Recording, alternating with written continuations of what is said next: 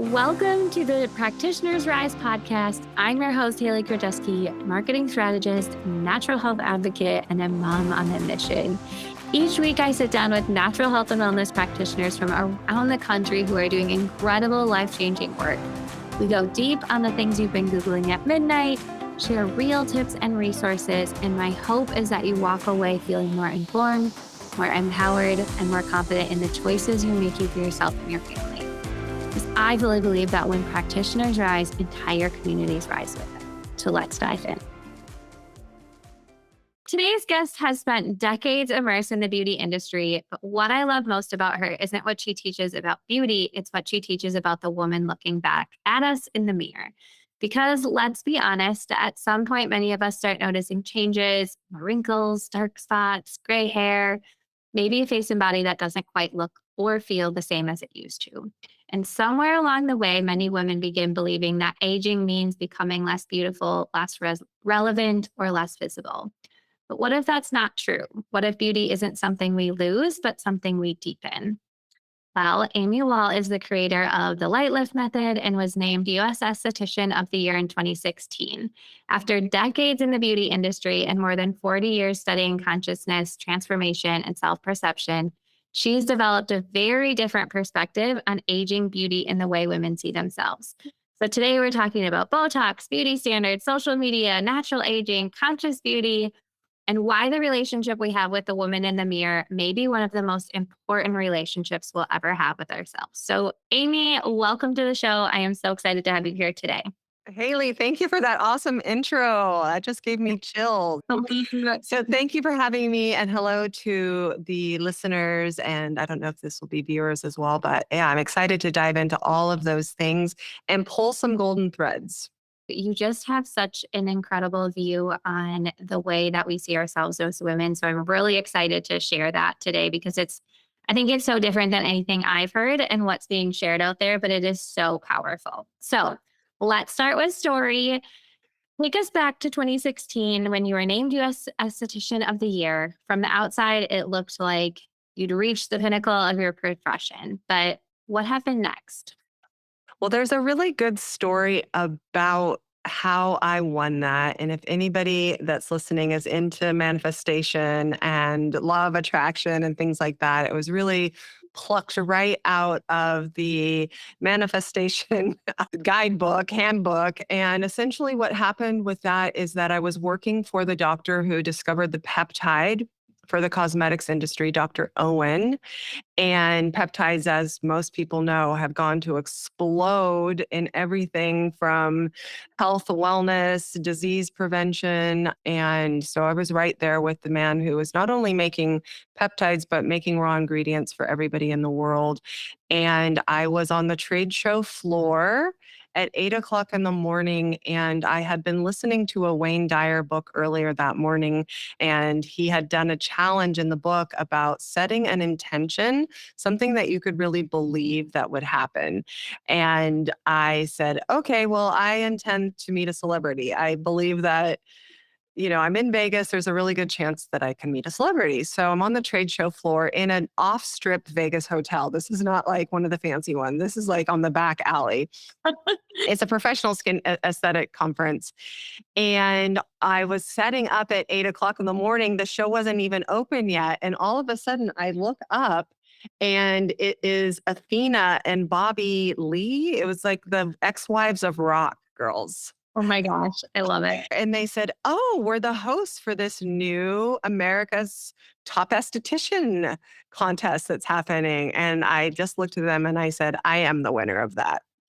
And they were like, oh, you are very bold. And I was like, oh no, one thing I know about me is that I'm always like on the leading edge of what's happening in aesthetics. So yes, I will claim that I am the winner of that. And they said, okay, great, we'll sign up. So then what happened is there was a whole year of a case study. So it was a year-long contest where you develop a case study and you track your client through an 8-week before and after, but you could take the whole year to develop whatever your method was going to be. And so I got this woman who had really strong visible aging and was doing nothing to her skin. And I just knew that I could get great results with her. So But when I sat down to create the case study, essentially what I realized is it's not what I could do to her once a week. So what if I gave her a facial once a week, that's 8 facials, and then give her home care, that's still not going to move the needle because of my whole entire life I have been practicing mirror work and doing consciousness meditation and using intention with the ingredients as I applied my products. I thought, "Oh my gosh, I need to give her a home care ritual that she can do." Now, back in 2016, when you said the word ritual, you were a witch and a weirdo. Now it is like, the tipping point has happened and it's just status quo. But back then, a ritual was like, ooh, what are you speaking of? So I thought back in the old days, I was raised on a hippie commune and had been studying consciousness, like, transcendental meditation and Louise Hay, You Can Heal Your Life, mirror work since I was like 14 years old in the 1980s. And I thought, well, I will come up with a ritual for her to follow at home so that she can get the greatest results. Now, I didn't have all the words that I have now. I didn't have the mirrors that I have now, but I did know that if I didn't enroll her in her own results on a daily and nightly basis, I would not be able to get the best results. So I created what was called the I Am Plan. I called it the plan because I was still in the broom closet and I didn't want to say ritual because I didn't want to get laughed at because I also had the science part, right? So I'm a Mhm. spiritual scientist, but science is very important to me. So I called it the I Am Plan, and the I stood for ingredients with intention and imagination. Ooh, The I love A was affirmation, awareness, and acknowledgement. And the M was for the mirror and mindset and massage. So it all happened where you looked in the mirror, you held your own eye gaze, you used some intention with the ingredients you were putting on, you applied them on, and you tapped your skin and you said, "I am radiant, I am lifted, I am enough," whatever your I am statements or affirmations were to be. So I did, in fact, win.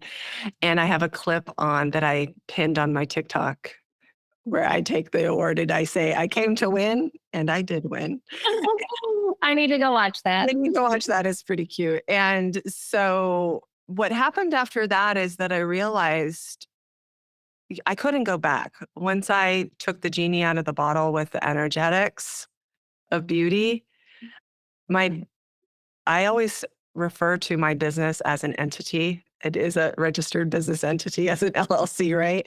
But I communicated with my business essentially. And once I took on I don't know if you've read the book Big Magic, where Oh, it's my Amazon cart. you should get that. So she talks about how ideas are like consciousness. And that's why scientific discoveries happen at the same time around the world.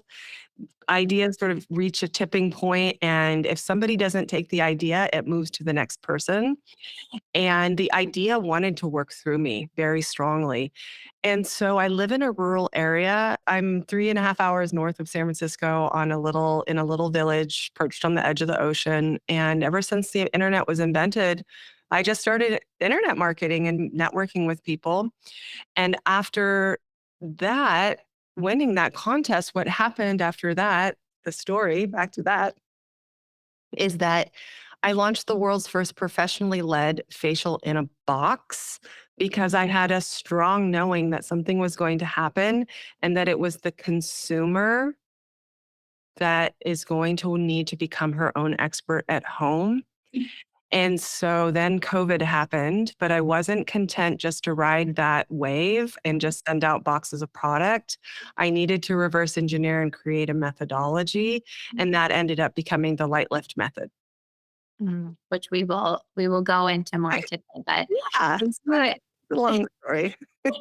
yes, thank you for taking us back, and I think you maybe have answered this next one, but was there a life-changing event or something that happened that made you realize both then your spa business and your personal beauty practices were no longer aligned with the life you wanted, but also that you wanted to share with others?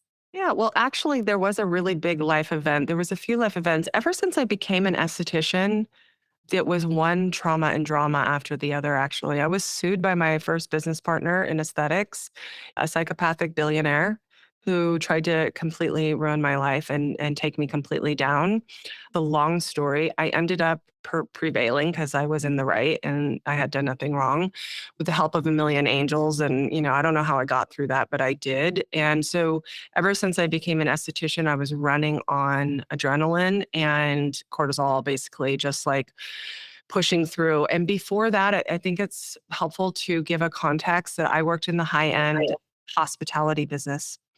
I was a manager of a really famous French restaurant, the California French, that was part of the California organic movement, and like worked with creating beautiful experiences and being part of a team that loved me. I was a golden girl at this restaurant, and I went from being this treasured team member to being literally thrown into a den of wolves because the beauty industry is riddled with scarcity and low value feminine behavior and relationships. So I went on to have a spa in Mendocino, Mendocino Beauty. I had a beautiful website, a WordPress website. Always had a branding bone. I had a marketing. I had as a hippie kid with no TV. I had my own marketing club when I was 9 years old. I love to write. I love to sing jingles. I love marketing messages. I love taglines. I'm always just like, ooh, they just come to me. So I am actually my first website, Mendocino Beauty, was in the WordPress for Dummies book. Let me tell you the tagline: a philosophy, an experience, and a lifestyle. So I was just like doing the thing. I had employees that I expanded into a hair salon. I had estheticians working with me. I had a bridal hair and makeup agency. And at that time, I was doing the Botox because that's what you do. I had a nurse practitioner who gave me my pelvic exams and birthed my child. She wanted to get into Botox because, hey, it was brand new and it was extra money. And it turned out that I was 38 years old and thought that I was losing value because that's what was programmed into me by my mother and her mother and everybody in culture. And I was immersed in it. So I started doing Botox, was stressed out to the gills. I was not making any money. Even though I was doing like, $750,000 in sales, I was taking home like $25,000 in profit because everybody was making money than me. I had all of the back bar. I had all the machines. I was investing. Everybody was real employees, not independent contractors. I was just doing everything I could possibly do. And then my husband, who was the chief of our fire department, and this amazing man that is the love of my life. We've been together for 30 years now, but he had a PTSD accident within being a first responder. And that triggered a horrible series of events where he got really sick. And then he started doing high risk behaviors and ended up getting arrested on a federal cannabis conspiracy charge and almost going to prison for life. Dun, dun, dun, dun. So that happened. But it was God. It was God giving me a little hit on the head with a hammer and going like, what you are doing is not what you are supposed to be doing. You're not supposed to be doing this. So then my husband built me my fairy skin cottage. And it was there that I became the top esthetician. So that had happened before. Then I became a top esthetician. And then I started realizing that, oh, I have special powers when I touch people's faces. And then I did the virtual box. And it was then, right, kind of when that all happened, I just woke up one day and I said, I can't do any Botox, nothing anymore. I have to go cold turkey on every single thing that I was looking outside of myself for. And I have to realize I am never more beautiful than I am today. If I don't appreciate myself when I'm 45 years old, and I'm turning 57, by the way. And you look so beautiful. And look at the face. It's just like, it's better than it ever has been because I just have the secrets of freshness and energy now. But back then, I just realized I had to have total alignment with what I was practicing and what I was preaching. And so that was what happened. And yeah, it was a big life event. And I just went all in on the energetics of the rituals. And I came out of the broom closet and I became more brave. And I'd also at that time developed my own product line. And since you have worked for me and done copy for me and built landing pages and and sales funnels for me, I think you understand more than anybody. I've had to make huge sacrifices. You've used my product. I have the best product in the world, but it's not, and I cannot sell products like everybody else does. I don't think women need more product. I think they need more awareness with the fact that what they see in the mirror is not the truth. The mirror is not sending us the truth. It's showing us what we believe about ourselves. And so then I've just had to keep, once I went deeper, I had to keep going one level deeper, and then trying to make a business off of it was really, really hard, as you know. Yeah. So I think there's so much to unpack there. And I kind of want to go into every layer. So first I want to start with the aging conversation, right? Because I think that's kind of a big thing that there's all of, all these myths and all these things out there, and everybody has their own opinion. So, why do you think so many women struggle with what they see in the mirror as they age? What's your take on that conversation? Well, my take is that from a very early age, we have been trained by consumerism and the patriarchy. I mean, I'm not a conspiracy theorist and I'm not against the patriarchy. I'm married to a very old fashioned man and I have a very old fashioned marriage. I am the woman and he is the man. And I really benefit from the patriarchy. I tell him you're like my 1% that I will allow. But I don't remember when it was, but we weren't even able to vote or own our own property 100 years ago. We are property, and we were property, and we were put to use to create babies. And so our value lived in our attractiveness and our ability to bear children to men. That is this epigenetic vein that runs under everything. And so we're also taught to fear our physical mirror because when we don't like ourselves, then a multi-billion-dollar industry built on selling us solutions thrives. And the thing is that we are just always taught that there's something wrong with us from a very early age. It's just it's endemic. It's inside of us. And the epigenetic connection is epigenetics. Just this is a gross simplification. Obviously, this is very deep science, but we have genetics, right? We have our genes and we are born with those genes. But the epigenetics is the epigenome, which means that our environment can turn on and off gene expression. And the environment is our thoughts and our beliefs and our daily practices, the things that we're actually doing, right? And so that's why epigenetics, also known as the biology of belief, is so important to the work that I do because it means that we're not victim to, what we were born into. I coined the term the downward beauty value spiral because it just like when I was 45, like I thought it was over, baby. But I felt old when I was 25. I felt old when I was 30. I felt old when I was 35. Felt old when I was 40. It's just we've never been taught to question it. And there's so many industries that benefit from us thinking that we're not enough. And that's ultimately why I can only work with a few estheticians right now. I've had to actually leave the day-to-day workings of selling women facials because if that is not addressed, that the therapeutic touch and the nervous system relaxation is actually what's being exchanged, not that the woman needs to fix anything on her face. And I work with this concept from a famous American psychologist named Carl Rogers. He has this quote.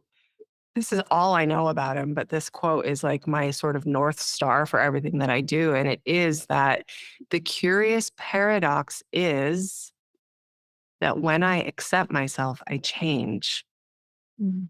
And so there's nothing wrong with desiring to transform. That's what humans are here for. We love the before and after. We love the glow up. I'm all for a glow up, but not because there's something wrong with us. not because we need to get rid of wrinkles, not because I mean, I have a completely smooth face, not because I rejected the wrinkle, but I'm curious about the expression where it came from, and I know how to release it and regenerate it with energy, not because I'm trying to look younger. I do look younger than my age. Maybe I don't care if I do. That leads us to my three mirrors, which might be a helpful framework for people to understand. But the long and short of it is that it is consumerism and patriarchy. Yeah, and I think that was you kind of answered the next question of like, is the beauty industry, even our culture, like basically conditioning women to fear aging because they believe that they're becoming less valuable as they get Yeah, older. So yeah, I think like you answered just that. And going back to what you said before too about you can't just sell your products because the belief behind them and how we view ourselves is important to using the products and then actually getting the results we want rather than probably the hundreds of thousands of dollars that people spend on beauty products each year and don't see the results because it's within themselves that they actually need to go deeper. yeah, And so maybe we can jump to that and just talk about what the three mirrors is because I think that is a really important part. And so do you just want to walk through what yeah. those mirrors are? Let's walk through the mirrors. The mirrors appeared about 2 years ago during a light lift method teaching, and most likely because in my studies in consciousness and quantum science, I'm trademarked the term quantum beauty, but it is not acute, just taking advantage of the fact that quantum is trending. It's really about us being our own observer, right? The observer in quantum and measuring that before and that after, and it's very deep. But three mirrors is very, very simple. And everybody listening, I just let my words wash over you like water through bricks. Don't try to understand it, maybe understand it, and just digest it and metabolize it. And you can write some notes if you feel like it and come back to it. And I'll, of course, ask me any questions. I'm highly available for this. But there are three mirrors that every woman looks into in her life. And the first one is the physical mirror that we are really, we know about this is our main mirror that we're acquainted with. And we have never been taught how a mirror really works. We have been taught that the mirror is showing us the truth, but the truth is that the mirror is working on shadow and light that is interpreted by our brain with top down processing, which means belief filters. Mm. So we see what we believe about ourselves. We don't see a truth because every mirror that you look into, depending on what the shadow and light is and what your eyes, the capability of your eyes to take in that shadow and light is showing you a different version of you anyways, right? And we all know that we go into a boutique and we want to spend some money and get a new pair of jeans and we go in there and we take our clothes off and we are like, WTF, why do they have the world's worst lighting in here? I have all the cellulite. I look like horrible. I don't want to put these pants on and they lose the sale. So I teach my clients how to develop a friendly mirror and develop mirror hygiene. So the number one mirror hygiene tip that I can give you, and this goes all the way back to the I am plan, is look at yourself in the eyes. Hold your eye contact when you put your products on. Don't look at flaws. Train yourself when you look in the mirror to connect with your own eye contact. That will change your life right there. Now, there is something called the mirror assessment that I teach my clients as well. And that's like every quarter. And we do this in Golden Hour, my quarterly seasonal membership. But there's something called the assessment where you can really look and see all of the changes that are happening. Oh, I've got some hyperpigmentation. There's crepiness. I've got some wrinkles from my chronic expressions, but we're not using the inner critic to say that, oh, there's something wrong. We're just like taking the car to the auto body shop. We're like, yep, I noticed this. Would I enjoy seeing this different? And then we use like very neutral, dispassionate, like looking at ourselves. And then we see what would we like to change. And then I teach my clients how to change that inside of the next mirror, which is the quantum mirror. Now, the quantum mirror is the mirror of our self image. We all know we have a self-image, but have you ever thought about what is it? What is the self-image? What is this image they're talking about? Well, it's an actual image. We all have this idea of the way that we look and what we believe about ourselves. So if somebody posts a picture of you on Facebook without your permission, and you're like, "Oh my god, I do not look like that."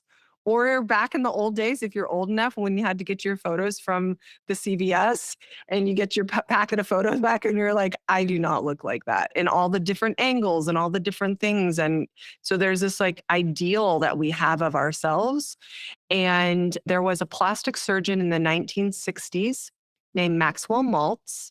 He wrote a book called Psycho-Cybernetics, and he noticed that when he was doing his surgeries, now back then these were like cleft palates and big noses and more like, not so much of like everyday nip and tuck that plastic surgery is today, but he would notice that some people just could not see their results.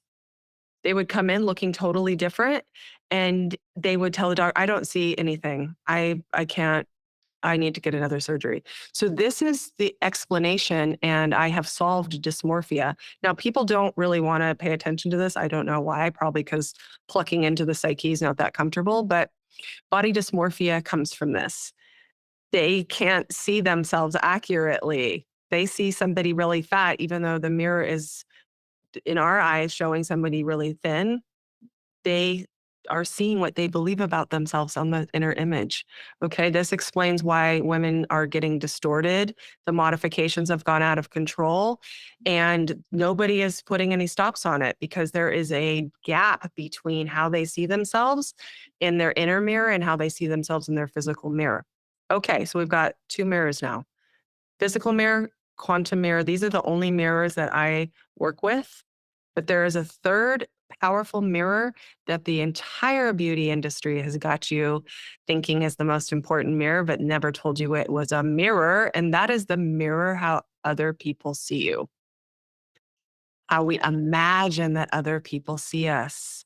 And it's this, when we talk about personal development and being a practitioner, it's about visibility, right? It's like, how can you get on the Zoom, get on the Instagram Live, make the content, be visible, right? And all of these things, we are imagining how we are seen. So put on a comfy little filter, do anything to try to portray yourself and see yourself through the eyes of other people. And this is about beauty standards and fitting in. And we have to remember that beauty is extremely tribal and that trends are actually tribes. Women that get injections, they share common values and they are a tribe. Very strong tribal elements to being able to be witnessed and seen. If you have a friendship group and everybody's getting plastic surgery and you're the only one, honey, you're getting plastic surgery because you want to fit in with your friends. You want to feel like you all are at the same level and that you're all reflecting back to each other's self concepts. So that's the third mirror. And in my work and in my experience, when you update the first mirror practice and then you layer in, so I work within this quantum mirror inside of Light Lift and also in three mirrors, which is part of Golden Hour. I give myself my cosmic makeover on the inner mirror. And that is what you see. You are seeing the way that I feel about myself on my inner mirror. That's what you're actually seeing in me. And so the third mirror updates naturally. We don't place a lot of attention on it. But if you're a woman in the public eye, it's wonderful to be able to get on a stage with confidence. It's wonderful if you need to attract a mate to feel beautiful. It's just that we have to completely decenter it as being important. And it's funny because I know that we haven't worked together for a while, but every time I go like look in the mirror, I will think of you because I'm like, oh, what would Amy say? Or even today when I was like, man, I should have looked in the mirror before this interview. And I'm like, nope, I'm meeting with Amy. Don't say that. Okay, well, I have a whole beauty energy archetype system, and you were an energetic in my system. I Yeah. feel like I need to learn more about that. I'll be bringing back the quiz soon. It's actually been on hiatus for a little while, but it will be coming back soon. So every different archetype of person has a different way of being with the mirror. And especially since you're raising kids, it's not an important part for you right now. But what the problem or challenge could be is if you stopped looking in the mirror altogether while you were raising your four boys, and then they all go to college and you're in the empty house and you look in the mirror for the first time in 15 years and you don't recognize the woman looking back at you, that's going to be a devastating event. So that's why it's important that even if beauty, which is just glamour really, even if you're not trying to change anything or caring about anything, it's important to still make constant contact with yourself in the reflection so that you're keeping up with the changes and keeping up with your inner image. Yes. And I think I always like to give our listeners like something practical that they can do. And I'm going to go back to the first thing you said when you were explaining of like, if you just look in the mirror and look at your eyes, like that alone can change things for you. So, first of all, let me give you the whole I am ritual in a nutshell again. So, every morning we are looking in the mirror to do teeth brushing and sunscreening or whatever you're doing. I'm not a huge sunscreen person, but I put moisturizer on. The number one thing to start with is take yourself off automation. Don't think about your inbox, the lunches you need to pack, nothing. When you come into the mirror, it is just you and you. I call it being the dot in the mirror. Just be with yourself. Hold your own eye gaze, take whatever product you're putting on, apply it around while you're still holding your own eye gaze, tap it in. I have a Pavlov's response to a big breath here. Hold your own eye gaze, tapping it in, and giving yourself a little I am, which is actually not an affirmation, it's a divine presence. I am. And that just like puts you in your higher self, it puts you in your body, and it just takes like 30 seconds. And Yeah. you're done. And then you're done. And I think that's important too, because everyone's busy, right? And this is something easy that you can do that doesn't take a lot of time and simple that you can, you know, put into your day. And like you said, it might feel uncomfortable at first. I'm sure it will feel uncomfortable, but repetition makes it feel more natural. I'm Yeah. assuming. And it's about developing intimacy with yourself. Beauty is really self pleasure. Beauty is a form of self pleasure. When you're touching your skin, this is intimacy.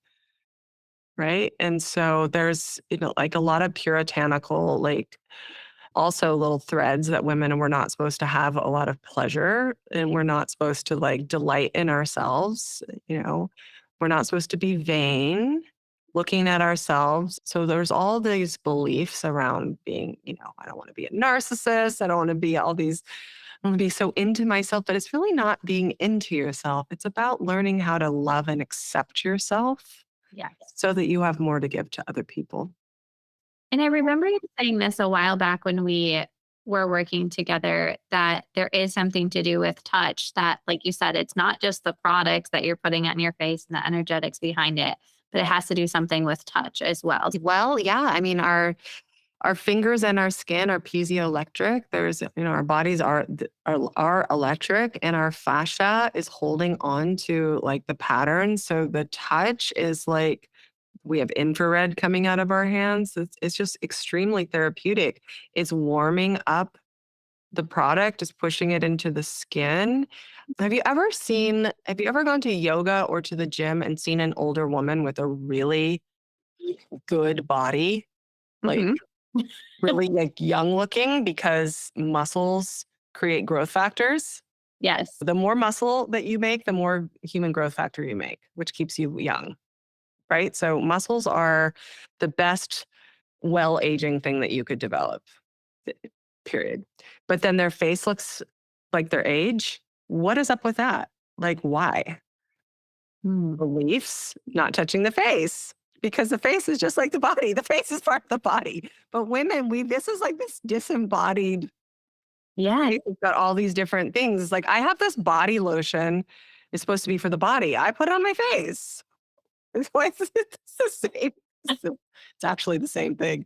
So touching the face is important. I'm not a big fan of face yoga or these complicated fascia face massages because they seem very masculine and like results driven. You're just trying to grind your face. But I do a lot of like, that's what we do in golden hour. Like there's exercises that we do, but we do it more skintuitively and femininely and without trying to like grind off wrinkles or anything like that. But definitely moving the face, relaxing the jaw, touching your face is important. And touch itself is stimulates growth factor and stimulates we know when you have a baby, babies that don't get touched, they don't thrive.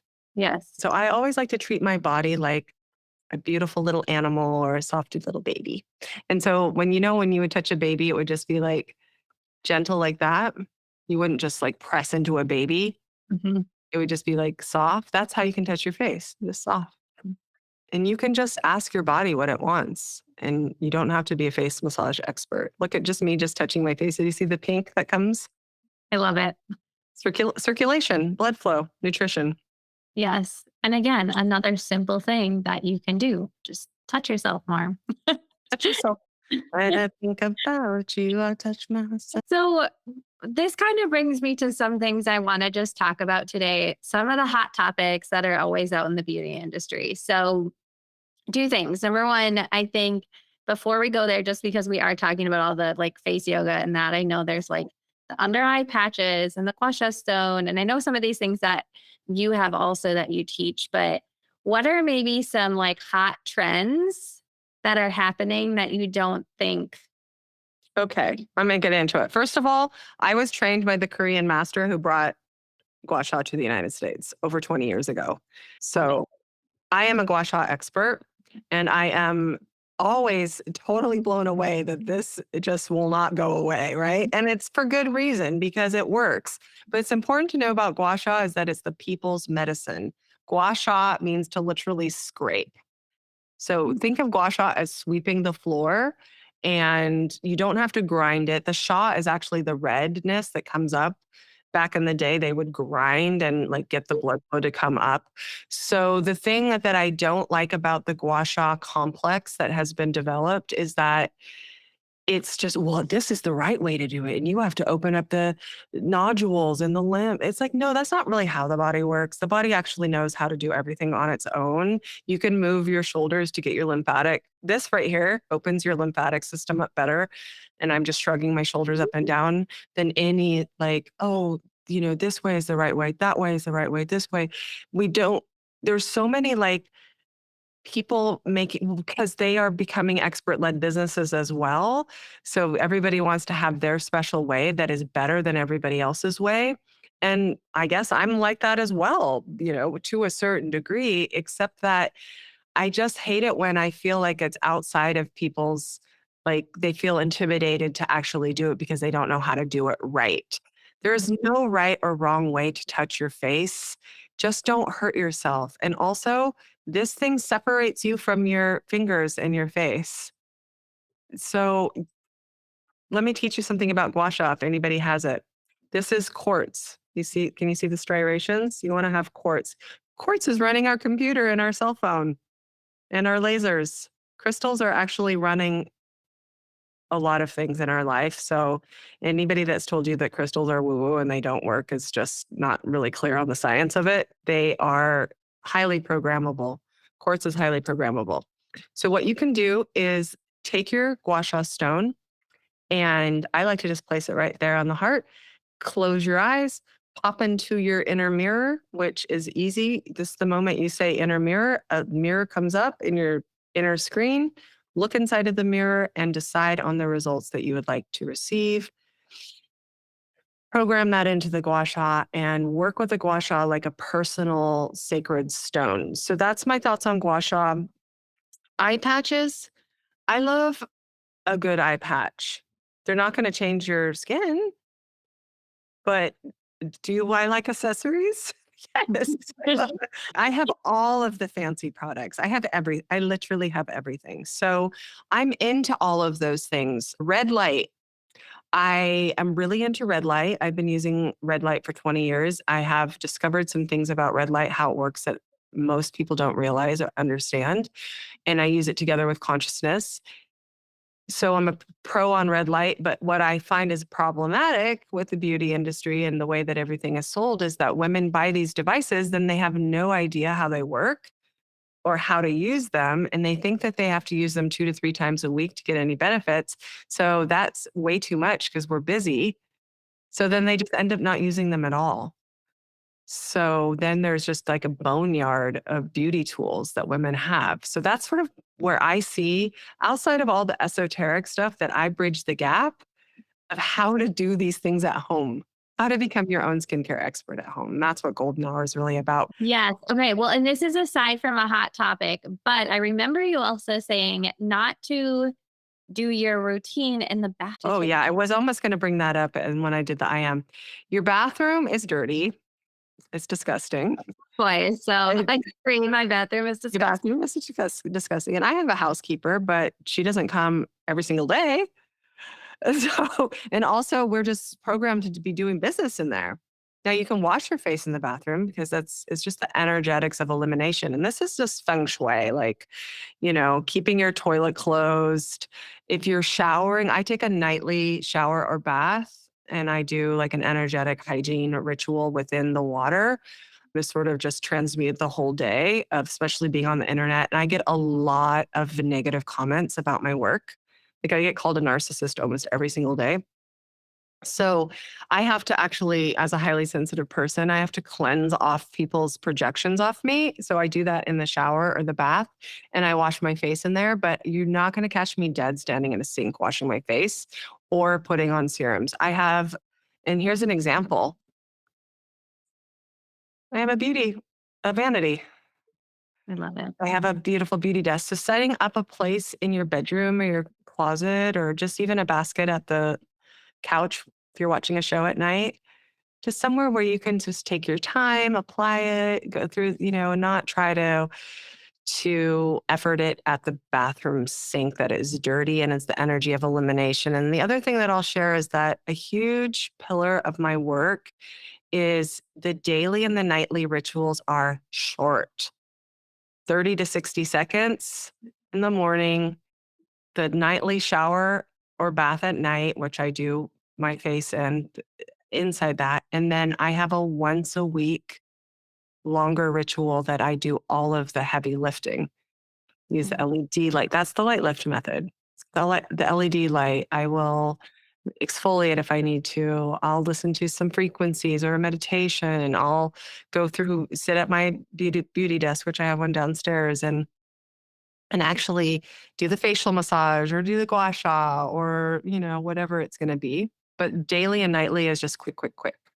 I wanted to go there because I know what that I actually started feeling better when I did that. And then now I started like going back. So I need to just get it out of the bathroom. It makes a big difference. Okay, back to hot topics. The one thing I do want to cover, I know that like we can't talk all day. I mean, we could, but I know we both have appointments, things to be, and the listeners probably do as well. But Botox. I want to talk Botox. I think that's a big thing. Fillers, injections. I Give me just, your hot I take. just think that it is the craziest thing in the world. I mean, I was once hypnotized by it as well. Have you seen those like 3D images, 5D images of the filler underneath the face No, that migrates all over and never goes away? no, but it sounds And awful. there's just no money you could pay me in the world to ever inject myself. Botox is actually, well, we know it's a toxin and it has a black box warning. There is a wonderful account on Instagram called Never Talks. It will scare you, just heads up, because she highlights all of the injuries that Botox people get, just horrible things. Can't speak, stroke like symptoms. It has a black box. Everybody tries to say that it's safe and functional. There's this guy on TikTok that's a functional doctor who sells Botox. And I asked him how it was functional and he tried to go off on this whole thing. It's like, Convince yourself if you want to that it's functional, but it is not functional by any stretch of the imagination. I have no wrinkles on my forehead. It's not necessary to do it. And also, this might really gross you out, but animal testing, over 100 mice need to die for every unit of Botox. Oh, That's like way disgusting and horrible. So I'm so against it, but I am not against the woman who is choosing it. And there are women in my membership that choose Botox still because, first of all, it's highly addictive to see yourself with absolutely no wrinkles on your forehead.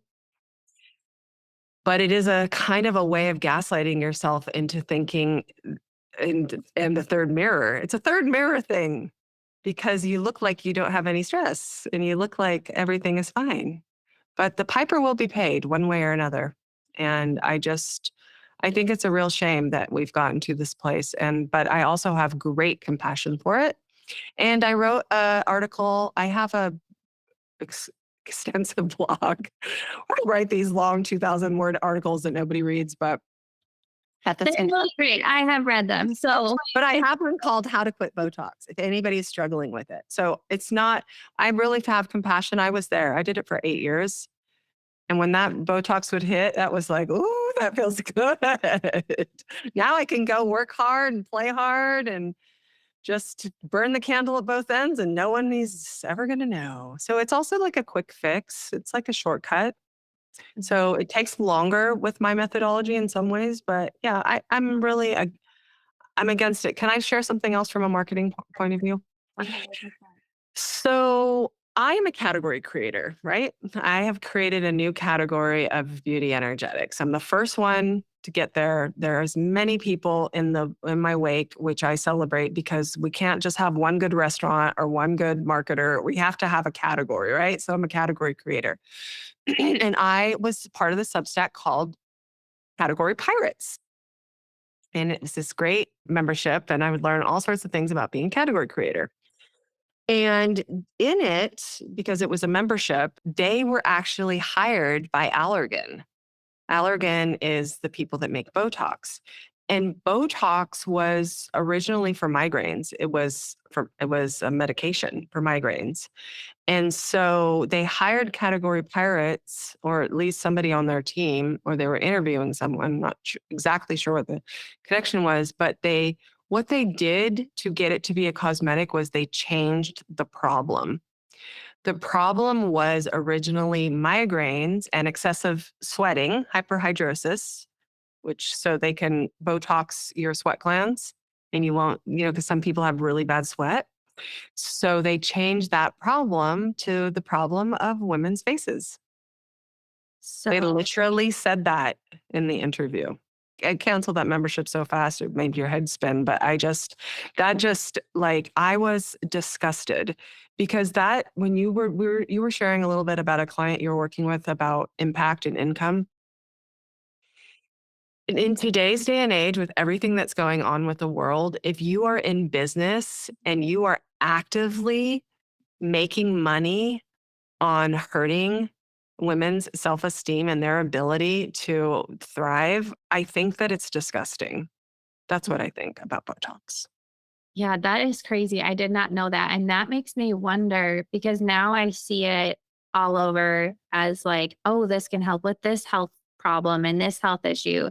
Do you think that's because people are now becoming more health conscious and more focused on like natural health and healing? They have to sell it as wellness. It is so disgusting.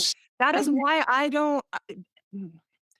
don't F with the wellness people mostly. And also, it's just like it's about alignment and integrity, but it's Yeah. also about going beneath the surface Yeah. because you can convince yourself that it's functional and that if you have less expressions and you have less bad moods. And I highly recommend going to that account Never Talks because it's educational. Yeah. Having said that, this is the only time I have really gone off about it because, in general, we cannot fight by being against something. We cannot win a war by being in war. that just goes against like the laws of nature. That just doesn't actually work. It just keeps going and going and going, right? Like look at what's happening right now. Like with Iran. Like Yeah. it's never stopped. It's been going on since like the 70s. So essentially, I can't be against Botox to help people get off Botox. I just have to show the liminal thinking, the science, the other points of views, and show that there's an alternative. The alternative is understanding that your face is a printout of your consciousness, as in showing that you're facing everything that you feel. So the feelings have to go somewhere. If you just Botox them away, they go somewhere else and get created as inflammation or breast cancer or a heart attack. Now, I'm not a doctor and I just made all those things up. So, don't come at me, but that's how I think it works, right? So I'm not necessarily even against it. I just am against the fact that there's no alternatives being talked about. And even in the holistic skincare industry, I don't resonate with 99.9% of what I see out there because, again, it's about aging being bad and grinding away wrinkles through face massage. Yes. And it's so I have this sort of third path where it's like the curious paradox is I accept myself and then I can change. Yes. And so that brings me to the last thing I want to ask is I've heard you say a couple of times conscious beauty. So, what can you maybe just, if someone hears that and thinks again, like either it's woo or what does that even mean? Can you Well, explain what you mean when con- you say conscious yeah. beauty? Conscious beauty is actually a term that's already existing in holistic beauty, and it means sustainable practices. If you looked up conscious beauty, it's going to be about being clean and green and sustainable. My problem with that is that sustainability should never be about the supply chain. Doesn't make any sense. You still are going to have to truck it around. You're still going to have plastic bottles and glass bottles and paper boxes. That's not real sustainability. The only true sustainability is reducing the demand. We're looking outside of ourselves to buy things. So, conscious beauty is not about that for me. Conscious beauty is about consciousness, it's about awareness, it's about closing your eyes and getting into thinking about your thinking. It's about using metacognition, it's about using your ability to scan into your body with consciousness. It's about meditation. It's about Yeah, it's about consciousness, whatever that means to the listener. It's about, and if we think about being conscious, that means being awake. Mhm. That means about being awake to how all of this works and start looking out like, huh. And also, does this person have my best interests at heart? Because I know this is the Practitioners Rise podcast.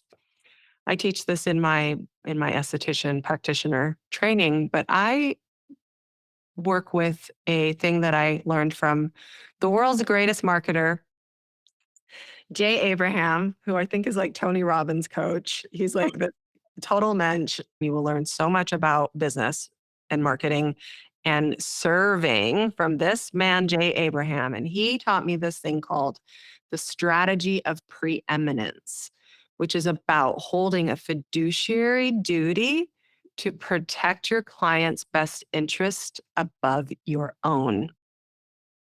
And I always do that is how I work. And so when you're truly having your client's best interests, you don't inject a toxin and you don't help them judge themselves through the practice of beauty. And because there are listeners, I'm going to share all of your links in the show notes. They'll all be in there. But you have a product line, but you don't open it up for everyone because, again, you want to make sure that what is happening within in their practice they're using. So, Yeah. can you just speak a minute to how your products, because I've used your products, they're amazing. But I also think, like you said, it goes hand in hand with the routine or the ritual. So, do you wanna just talk a little bit to that? Yeah. So I have a product line right now. my main offer of how I work with my clients is called Golden Hour. And we meet up twice a month and we do a combination of self concept work, quantum healing, and energetic facial massage. So it's an energetic facelift quarterly seasonal membership in which you get access to my product line. My product line is made by a compounding pharmacist, not a chemist. So it's not made in big vats and sitting on some warehouse shelf.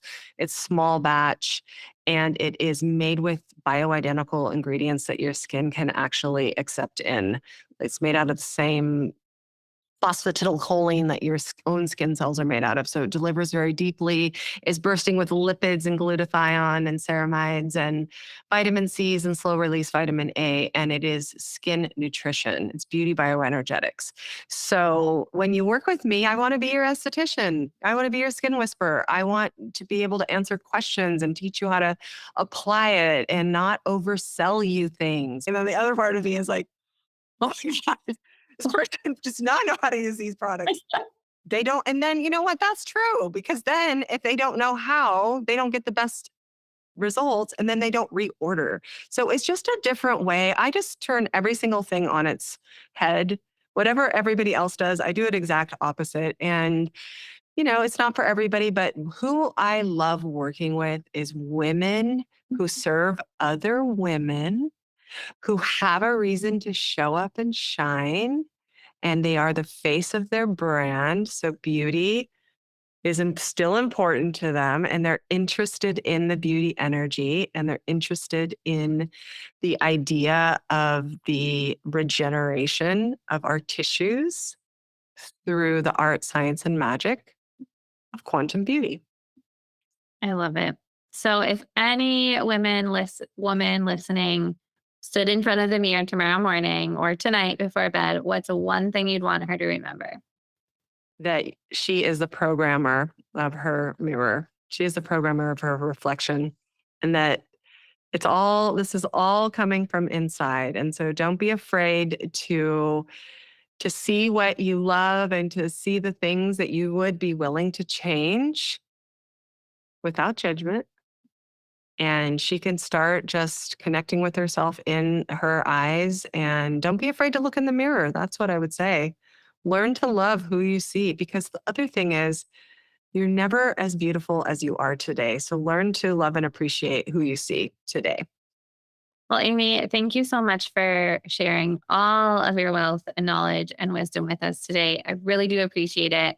Like I said, I'll have all of your links in the show notes, but if people want to find you, want to work with you, where's the best place that they can go? I'm at the.skintessa on all channels. Okay. I love it. All right. Well, thank you, Amy. Thank you again for being here today. Thanks, Haley. Thanks for being here today. I hope this episode gave you something you needed, whether that's a new perspective, a resource to explore, or just the reminder that you're not alone in this journey. And if today's episode spoke to you, tag me on Instagram, share with a friend, leave a review. That's how we build stronger, healthier communities together. One practitioner, one story, one family at a time. So see you next week. And if you're a natural health and wellness practitioner with a story to tell, I'd love to connect. You can find me at practitionersrise.com.